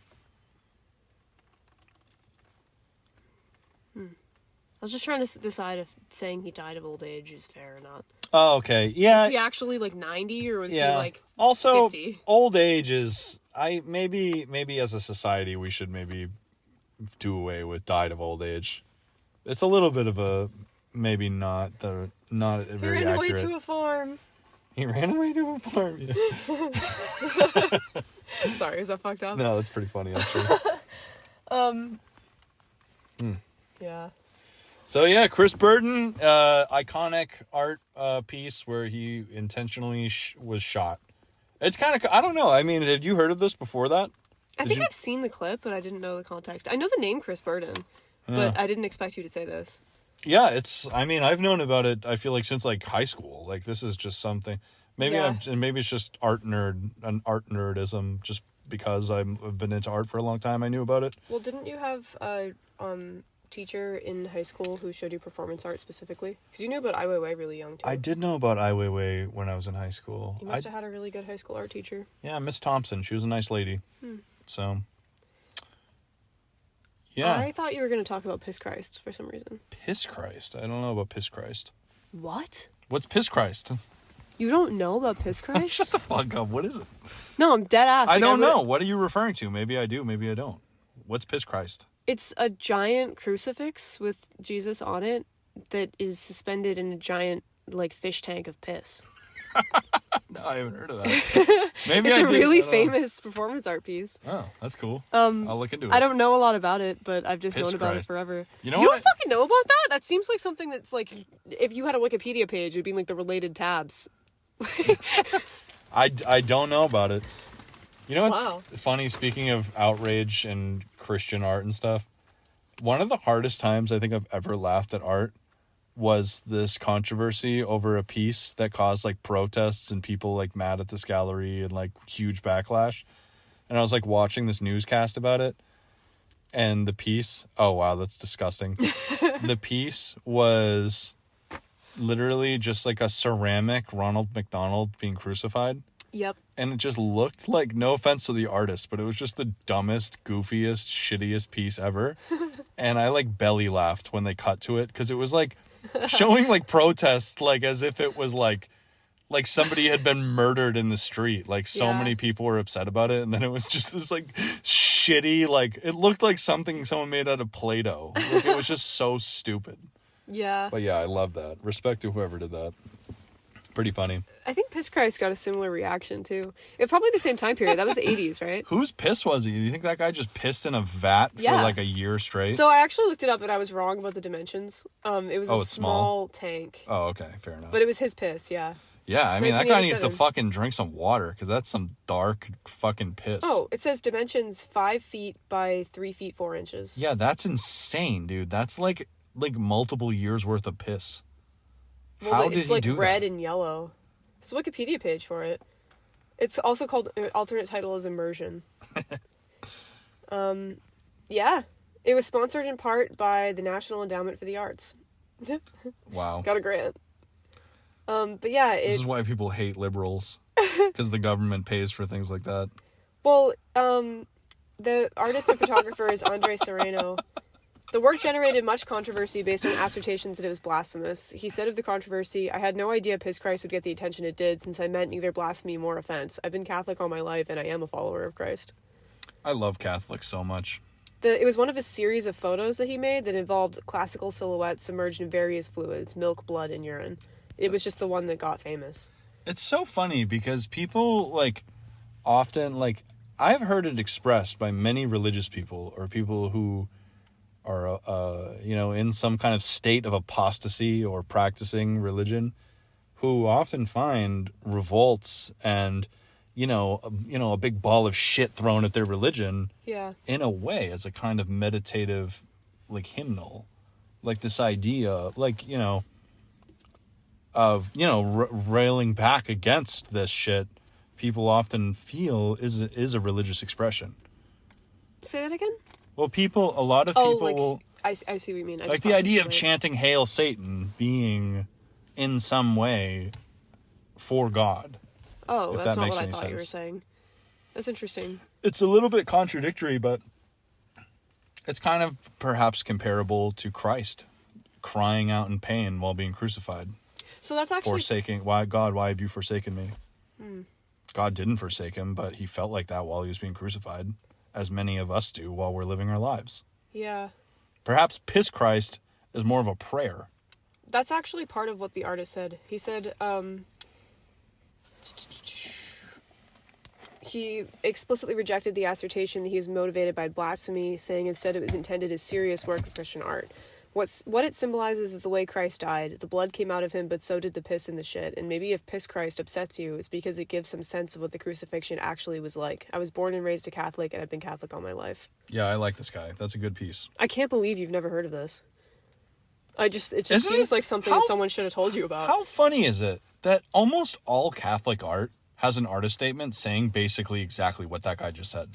This is another one. That's blood all cross. of it. Is it solid blood? It's a plexiglass cross filled with cow's blood, and the cross leaked slightly to make it look as though it was bleeding. That's very good. I wish like I said about my list, this isn't supposed to be the best things or something. It's more of a performance art sampler. So don't consider anything on this list. Just take Piss Christ as an example of this list does not in any way include the best stuff. Well, I guess actually great Chris stuff Christ out isn't performance art also. He's That's a true. photographer. They were photos. It's more conceptual art. Yeah, it was a conceptual sculpture that he sold at auction as a photo. Oh, so the sculpture, the vat of piss wasn't displayed? I'd imagine it probably was. I don't know. Well, All right. he's a Let's sculptor do a and piss photographer. doctor thing some other Piss time. doctor? Piss doctor. Piss cross. Piss crosser. Crisscrosser. Yeah, this is considered the original. It's this photo. Okay, fair enough. That's pretty cool. It's a lot of piss. So we got two more. Oh, so it wasn't that big of a vat. It was that big of a print. Oh. It was a small vat of piss, but a Right. blown up photo. Maybe it was just like a fish tank that he like had in his room and he just pissed in like every day for like a few weeks. Google said Like it some was kind a of small, degenerate. like, glass case. Anyway, enough about We have to go piss. to bed soon. We got two more. You want to go through them? Okay, let's go fast. Okay. So this next one, we're going back to a little bit of the vibes from the beginning. This one involves self-mutilation. Okay. So, Self-mutilation is better than other people mutilation. and cannibalism. Ew. Okay, this is also queer art. So maybe okay. Okay, in 2012, Tokyo artist Ham Saibel, it's probably not the correct way to pronounce that, but otherwise known as the art moniker HC, wanted to raise awareness for asexual and non-binary experiences and rights in Tokyo is Japan, right? Are you serious? Am I stupid? It's Japan, No, right? You're good. Okay, yeah. Okay, so raise awareness for non-binary and asexual identity and rights in Japan. No stranger to body modifications, HC had already had their nipples surgically removed for aesthetic reasons. I know about this. Yeah, so their next body modification would come as a shock to many when they tweeted out a public invite for potential guests to attend a dinner where their penis, testicles, and scrotum would be cooked and served to guests. I did not know about this. That's not what I thought that you were going to say. Oh, really? Huh. Yeah, so the price of admission was 100,000 yen, which is approximately $673. 5 days after the tweet, 5 guests arrived to watch the 22-year-old HC cook their genitals with mushroom and parsley. I want to know who the fuck was on that guest list. It was some sick freaks or something. 22? Yeah. If you got that invitation from a 22-year-old, you'd be like, I'm in. I'm coming. Let's go. No, I would go, but I absolutely would not participate in cannibalism. Not for like a moral reason or something, but just because it sounds appalling. I don't think I could bring myself to eat a person in any context. No context would I participate in it. I wouldn't want to be in the room for that. Like, smell that, see that. Right. Yeah. So. But, I mean, it was their body part. I guess they have the right. Yeah. I there's not a lot to say about this one. I mean, the dinner sparked public outrage, and everyone thought this person was a freak. They tried to have it shut down, but apparently where they were, it was all legal. Yeah. It was all legal. No crimes. No nothing. No arrests. Guests described the taste of the dinner as Oh my God. rubbery and tasteless. So kind of a burn on the cooking a little bit and the seasoning. They just did a bad job of cooking it. But yeah, HC, this artist is like, I mean, it's pretty fucking shocking. It's pretty crazy. I mean, this person participated and went and did their own gender affirming care that they felt like was right for them. But the whole cooking of their body parts and serving them to people with consent, these people paid to fucking be there to eat it. I don't think anything moral happened, but still, it's like pretty fucking gnarly. I think that it's not about whether or not the guests were taken advantage of, or the fact that it was like the body part was removed. It's the fact that they got that invite and were like, I'm gonna eat that. I will take this opportunity. I'm judging them. I want to know who the fuck was on that guest list. Yeah, probably a bunch of fucking old guys from Craigslist. Wouldn't you want to know what the makeup of the room was? Like, were they young people? Were they old people? Were they other artists? Were they queer people? Yeah. I feel like my judgment of the scenario would be extremely different depending on who was present. Yeah, that's the thing too, is I from what I read and researched, I didn't really find any. They must have had money, like $700 a pop. Yeah. I don't know. Wow. So yeah, like I said, I mean, like a lot of queer art is about queer expression and visibility and fighting for the rights and stuff, and this artist, that's what they said they were doing, and they did something. I bet it probably paid for their surgery. For the treatment, yeah. Yeah, did they get all the proceeds? Because I'm sure they did. It was at their house. That's crazy, man. So yeah, that happened. I have no idea I didn't do a ton of research on what that artist is currently up to or what's going on there. But feel free to. Ham Cybel. Unfortunately, 0 popcorns for me, because I would not be in the room for that. Yeah, I definitely would say 0 popcorns as well. I'd say, honestly, I guess 10 for... For commitment? Yeah. Like, respect, I guess. I'm not a big fan of cannibalism, though. I don't want any cannibalism to be happening. Yeah, I don't really love that, but this is different from the other examples we've had in this list, where it's kind of a not my circus, not my monkey scenario. Yeah, it's like, right. At least this was ethical. Like, at least this wasn't like a guy eating another person or something, or another, and there wasn't anything fucked up and seedy happening. It was just someone's own body and their own. And I'm trying to remove the cringe for me of it being genitals, because I think there's something inherently self-protective in that when you hear that. But then I'm also considering if it was an ear or something, and I still would not want to be in the room. Yeah, it doesn't really matter. That sounds worse. I was kind of trying to unpack it and think maybe it was my own bias because it was genitalia, but no, it's the cannibalism part that's not sitting right with me. I don't think there should be any murder, maiming, no cannibalism, nothing like that should be in art. But I will say, if nobody is being victimized, nobody's being trafficked, it's not something that's going to happen again, that it's a one and done situation, and the person who the body part came from was adequately compensated and consenting, it was their idea, I can't really point to a part of it that is wrong, other than the sick fucks that went nom nom nom nom nom nom nom. Yeah, sickos. I hope that they think about that, actually, I don't know if I hope they think about that daily. I hope they got a restraining order against all the attendees. I hope they all just, immediately died. Yeah, I don't know. And maybe there's missing context, I don't know. Maybe it was fake. Maybe it was a hoax. Maybe the whole thing was fucking fake. Yeah, they all just ate fucking a fucking dog's butthole or something. Brian. Sorry.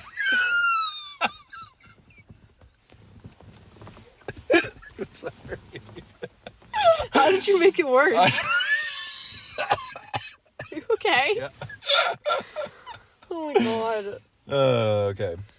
So, last one. You want to go for it? I guess so. This one's a fun one, and it's actually not about an artist going too far this time. It's about the audience going too far. Do I know which one this is going to be? Yeah, you definitely do. So the final installment in this list is by none other than beauty influencer and artist Marina Abramovic. Come on, dude.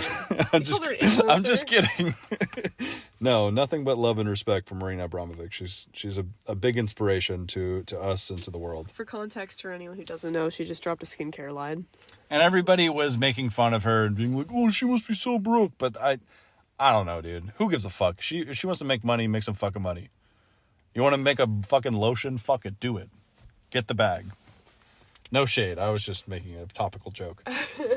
Anyway, So, yeah, in a twist of theme, Marina did not go too far with this piece, but it was actually the audience that did.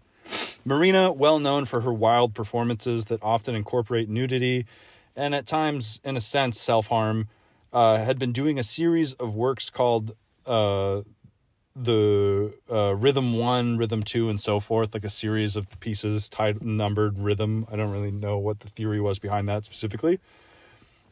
The piece we're discussing now is the infamous Rhythm 0 that took place in 1974.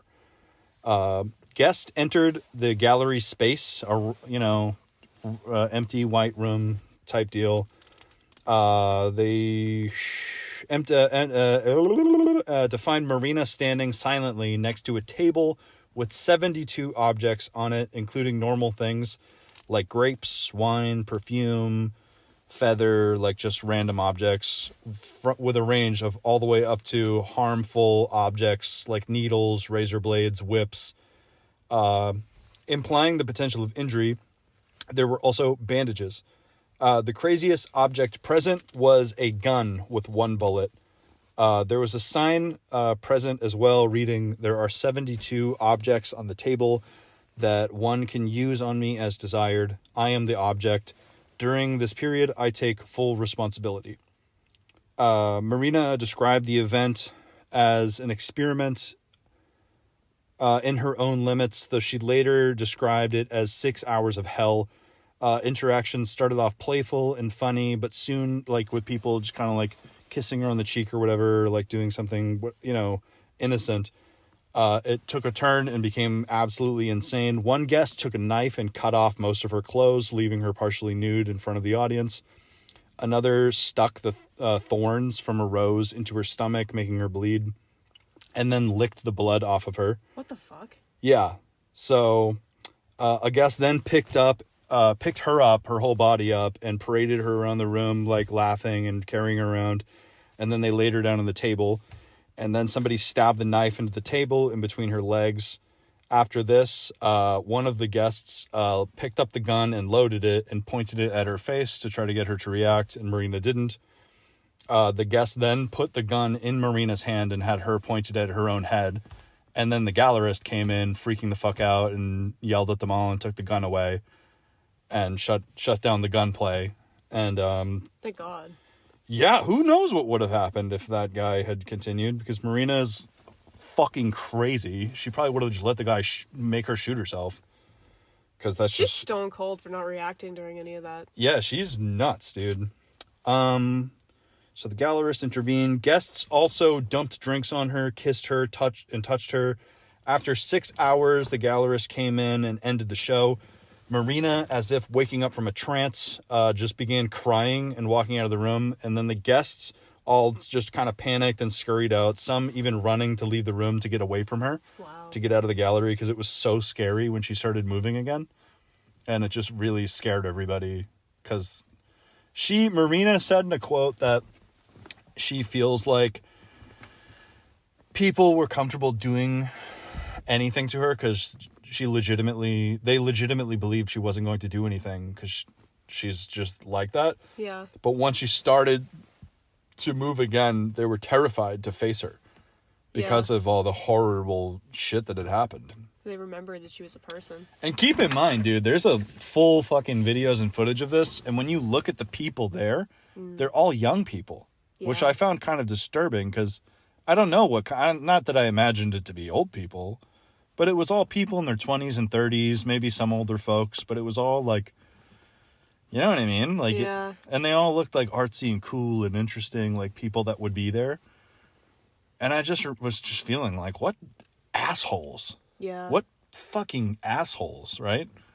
It doesn't shock me, though. I think that it's human nature to take an opportunity to do something you're normally not able to do, which can be something sweet, but like kisses on the cheek or something like that, but it can more often be something illicit or taboo, like causing someone pain. Right. Yeah, man, I don't know. I mean, because that's another famous piece of performance art that, if you know about performance art, you know about that one with Marina. And it's like, The famous example being that somebody pointed a gun at her. Yeah. And I think this also was a viral Tumblr post talking about this for a long time, which is how I initially found out about it back in the day. Is this the piece where someone carved a pentagram into her stomach, too? And she was crying with the roses pressed into her skin? I don't know. I think there's a photo from that.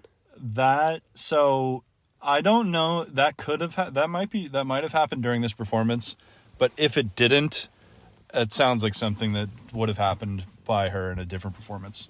Because she's also like, sorry, I'm turning the car on, kind of get the heat going, and we're done. Bluetooth is off, right? It should be off. I'll double check.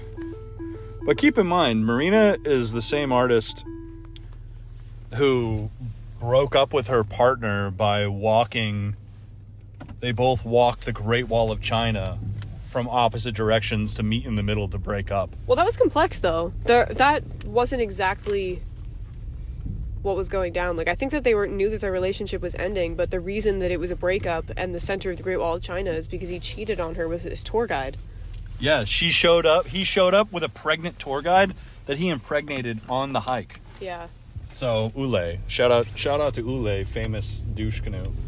If you are curious about performance art or Marina Abramovic specifically, or that specific story with the Great Wall of China, I think a really good documentary to watch is The Artist is Present, which is, I think, available on Netflix or Amazon, or I don't know, you can figure it out. Probably have to rent it on YouTube or something. You might have to, but it's absolutely worth it.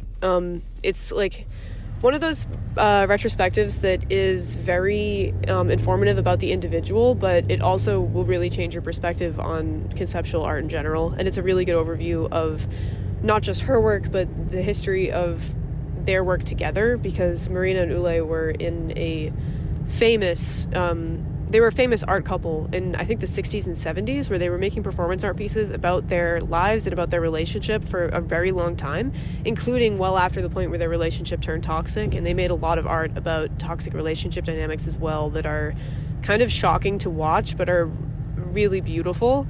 Yeah, very, very cool. Legend status. 100%, dude. Yeah, I felt like it'd be a good note to end on her because we definitely love talking about her. Also, that documentary was one of the first things we watched together. Yeah. Back in quarantine. Yeah, I think the first time that we talked on FaceTime for a long period of time, we watched that together at the same time on FaceTime, and then decided to do the letter project afterwards. I love you. I love you too. What a fun time that was. What a terrifying, disturbing time that was, but it was made nice by you. Oh, that's really sweet. Love you. Me too. I love you too. But yeah, dude. So that's 8 pieces of performance art ranging in levels of disturbinality. Is that a word? I guess so. I know what you meant by it. Yeah, and it's like, I mean, some of those pieces we discussed are unacceptable. And some of them are pretty sick. I think something to remember too is that the purpose of even a shocking art piece, even a piece that you don't think is a successful art piece, is to get you to consider whether or not it was successful. So it's really important when you're seeing, I think this is a perspective you can take into viewing any kind of art or literature or anything. Like, you should have a critical eye about everything, not just in a political sense of like, who is telling me this and why are they telling me this? Absolutely that, but also, does this highlight a perspective that I haven't considered before? Does this make me consider a tangential philosophical question? And if so, is there an allegory here for something? Like, do I consider this to be an allegory for something valuable that I consider to hold weight? I think that performance art, like, that's the core of it. Like, that's the reason for it a lot of the time. But that can be carried through into any kind of art. Yeah, dude. I'm falling apart mentally right now, but I agree with everything you said, and I think that you had nothing but good commentary on this episode. Thanks. Do you want to wrap this up, or do you want to keep talking for a minute? No, I want to go to bed. Yeah, I also want to say, too, a little bit of meta. For anybody that felt uncomfortable or triggered or disgusted by the things we discussed, I'm kind of thinking personally that I'm going to work on, not just because of this, but even the Edie Sedgwick episode. I felt like maybe I could do better with maybe some of the language decisions. Like, maybe there's ways we could talk about this fucked up shit without it being so awful. There's a lot of true crime podcasts do that, where they cover this stuff, but they do it in a way that's more tactful. Yeah. Maybe I could, I don't know, think about that more. If I have feedback for you, would you prefer it to be on the episode or off the episode? What is the feedback? I don't know. Hit me. What is it? Tell me. Well, I would say that I think the other episodes this is less true, but I would definitely make sure that you have the reasoning, like the person's reasoning for why they did whatever thing that they did. Because even if it's something shocking or their logic is stupid, it's a very important reason to factor into the creation of any work. And this came up in the Edie Sedgwick episode, not so much this one, but the sources for first-hand accounts on someone's biography or their work. Like if there's a source from an artist speaking on their work, that could be number one. Or if it's a biographical thing, people who knew them personally, not just people who knew of them. Because it can be more reliable, especially when talking about queer people, women, minorities. Yeah, to touch on the Edie Sedgwick episode too, after the fact, I dug deeper again, just for the fuck of it. Oh, interesting. And I felt so stupid, dude. I found the Edie Sedgwick tapes. They're readily available on YouTube. And there's also a book written by her sister about her. Oh, great. So, I obviously haven't read it, and I have no idea what she says in it. Maybe I will get I have some Audible credits. Maybe I'll get the audiobook and we can do a follow-up episode. But the reason that I say that I think that's important, we talked about this a little on the Edie episode, but I think it's a really good way to circumvent some of the inherent bias that we get in first-hand accounts from like just regular people, especially when you're talking about anybody that's in any kind of minority or oppressed group. Because, like, for example, with Edie Sedgwick, we got a lot of kind of perspectives that she was like a tortured soul, like sexually promiscuous, that she felt like she wasn't taken seriously, and that might not have as much truth to it as it was just other people's perspective of her that they were projecting onto what she felt. That's true. I don't know that that's true because I obviously haven't read that book either, but that's just one example. Or like when we were talking about Andy Warhol, how it's so hard to find a first-person account. Like, I think that the number one source should always be things said by the person themselves, and then number two should be people that were legitimately close to them, that we have on good authority would have known them well enough. Like, a good example historically is, like, most of the information we have about Van Gogh, because he wasn't a reliable narrator and didn't keep a lot of journals that I know of anyway, come from his brother Theodore, who is his main gallerist and is the reason that anybody even knows about him, because he was a trustworthy source. So I would say, although biographical data, like birth dates, like things that happened that were a scandal at the time or whatever, something like a newspaper or an article about them or an art critic's perspective is completely valid for like extra information or like just like nuts and bolts fact stuff. In terms of like opinion-based information about somebody that actually existed, it's usually best to get something that's as close to the source as possible. Yeah, that's great feedback. I'll definitely do that going forward. I feel bad giving you feedback, though, because I haven't prepared a single script. That's okay. You don't need to in order to give you know, okay. You don't need to make art to judge art or something, you know, that's fine. But yeah, so as far as this episode goes, like we discussed in the beginning, none of that wasn't a ranking in order of anything, and we weren't really trying to disparage or like whatever. We're just kind of sharing our opinions and reacting to stuff. So, you know, if there's more to learn about all the pieces we discussed, I'm sure we'll figure it out. So I don't know. I stand by all of our reactions. Yeah. You know, but I don't know. Maybe that guy that ate a person isn't. I don't know. I fucking don't like it, but I wouldn't invite him to my birthday party. I wouldn't invite him to anything. Yeah. Anyway, maybe let's like not end on jail. Let's invite him to jail. Maybe. Yeah. All right. I support the prison industrial complex. Speaking of Ai Weiwei, did you know that that piece? I'm pretty sure. Did we talk about that? That was supposed to be in a show sponsored, or Ai Weiwei and another artist, whose name I'm forgetting right now, curated an exhibition called "Fuck Off" that was art criticizing censorship in Chinese media, I think. Right. Okay. It was a pretty seminal show at the time. Yeah. Well, that guy shouldn't have submitted something like that. He was in the show. initially, but he got pulled at the last minute because I think they considered it too, risky. All right. Well, thank you, Theo, for your wonderful, wonderful commentary. Thank you for listening. Thank you for writing a wonderful script. I don't feel good about this one at all. Really? Yeah, I feel weird about it. You always feel weird about it. All right. Thank you guys for listening. Life's hard and we are very busy, so it's hard to be consistently doing interviews, but we're gonna get back. We're going in on that soon. This actually reminded me of somebody that is a queer performance artist who does work that has shock value but really, really good thesis, who's based in Boston, that we've been wanting to talk to for a very long time and who agreed to do an interview with us. I remember who you're talking about. Been able to connect with, but I think should be the top of our list. Let's do that. All right, guys. Thank you so much for listening. Boston Art Podcast. Bye-bye. Say bye-bye. Bye-bye. Bye. Boston Art Podcast is an independent DIY production by Brian Huntress and Theodora Earthworms.